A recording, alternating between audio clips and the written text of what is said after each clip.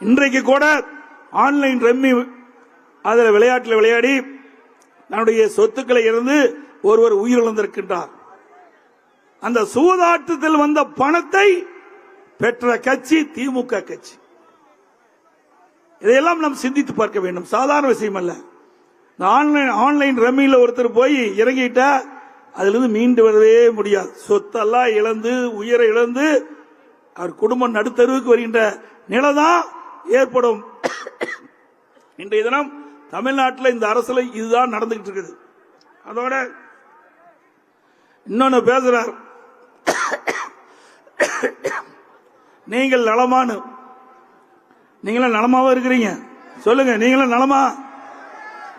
ஒரு பக்கம் விலைவாசி ஏறி போச்சு, ஒரு பக்கம் போதைப் பொருள் விற்குது, சட்ட ஒழுங்கு சீர்குலைவு, இன்றைக்கு மின் கட்டண உயர்வு, சொத்து வரி உயர்வு எல்லாம் உயர்ந்து இருக்கின்ற நேரத்தில் இவர் புதுசா கண்டுபிடிச்சு நீங்கள் நலமானு. திரு ஸ்டாலின் அவர்களே, தமிழகத்தில் யார் கேட்டாலும் நலமில்லை என்றுதான் சொல்லுவார்கள். அப்படிப்பட்ட ஆட்சிக்கு சொந்தக்காரர் ஸ்டாலின். யார் கண்டுபிடிச்சு எழுதி கொடுத்தாங்களே தெரியல. நீங்கள் நலமான யாராவது கேட்க முடியுமா அரசாங்கத்திலிருந்து?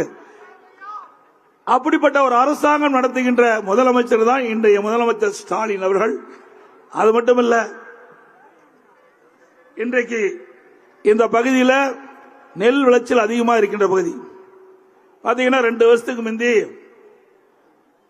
அதிகமான நெல் விளைச்சல் ஏற்பட்டு அரசு நேரடி நெல் கொள்முதலுக்கு நிலையத்துக்கு விற்பனை செய்ய கொண்டு போய் வெளியில் அடுக்கி மழையில நனைஞ்சு நெல் மணிகள்லாம் முளைத்த காட்சி தொலைக்காட்சியில் பார்த்தோம். நான் சட்டமன்றத்திலே பேசினேன். விவசாயிகள் உற்பத்தி செய்யப்பட்ட நெல்லை கூட முறையாக வாங்க வக்கில்லாத அரசாங்கம் அதிமுக அரசாங்கம். அதிமுக ஆட்சி இருக்கின்ற பொழுது விவசாயிகள் உற்பத்தி செய்யப்பட்ட நெல்லை 63 நெல் கொள்முதல் நிலையங்கள் திறக்கப்பட்டு வாங்கினோம்.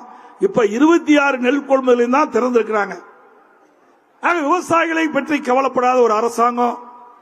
இன்றைக்கு விவசாயிகளுக்கு 2 முறை கடன் தள்ளுபடி செய்யப்பட்டது. 2016 அம்மா இருக்கும் போது தள்ளுபடி, நான் முதலமைச்சர் இருக்கும் போது 12,110 கோடி தள்ளுபடி செஞ்சோம் விவசாயிகளுக்கு. இது அதிமுக சாதனை. உங்களுடைய ஆட்சியில் இப்படிப்பட்ட சாதனை நிகழ்ந்ததா? இல்லையே. அதோட சூப்பர் முதலமைச்சர் பாரு, எப்ப பார்த்தாலும் இந்திய நாட்டிற்கே வழிகாட்டியா எதுல ஊழல் செய்வதில் சூப்பர் முதலமைச்சர். போதைப் பொருள் விற்பனையிலே தமிழ்நாடு முதலிடம். இந்தியாவிலேயே அதிக கடன் வாங்கின மாநிலம் தமிழ்நாடு. இதுதான் சூப்பர் முதலமைச்சர் பட்டம். ஆகவே திரு ஸ்டாலின் அவர்களே, உங்களுடைய அரசாங்கத்தை பற்றி இன்றைக்கு மக்கள் தெளிவாக புரிந்து கொண்டிருக்கிறார் என்பதை இந்த நேரத்தில் சொல்லி, இன்றைக்கு அரக்கோணம் நாடாளுமன்ற தொகுதிக்கு உட்பட்ட பகுதியில் அனைத்து இந்திய அண்ணா திராவிட முன்னேற்ற கழக ஆட்சி இருக்கின்ற பொழுது பல்வேறு திட்டங்களை கொண்டு வந்து நிறைவேற்றிருக்கிறோம். எனக்கு முன்னாலே சகோதரர் ரவி சொன்னதை போல இந்த பகுதி மக்கள் வைத்த கோரிக்கையின் அடிப்படையிலே வேலூர் மாவட்டத்தை அதை 3ஆக பிரித்து இங்கே ராணிப்பேட்டை மாவட்டம் என்ற அற்புதமான மாவட்டத்தை உருவாக்கி தந்தது அதிமுக அரசு. ராணிப்பேட்டை மாவட்ட காவல்துறை கண்காணிப்பு அலுவலகம் கட்டி கொடுத்திருக்கிறோம். அதேபோல காட்பாடி காங்கேயநல்லில் பிறந்த திரு முருக கிருபானந்தா வாரிய சுவாமிகள் பிறந்த நாளாவே அரசு விழாவாக கொண்டாடப்படும் அறிவிப்பு கொடுத்திருக்கிறோம்.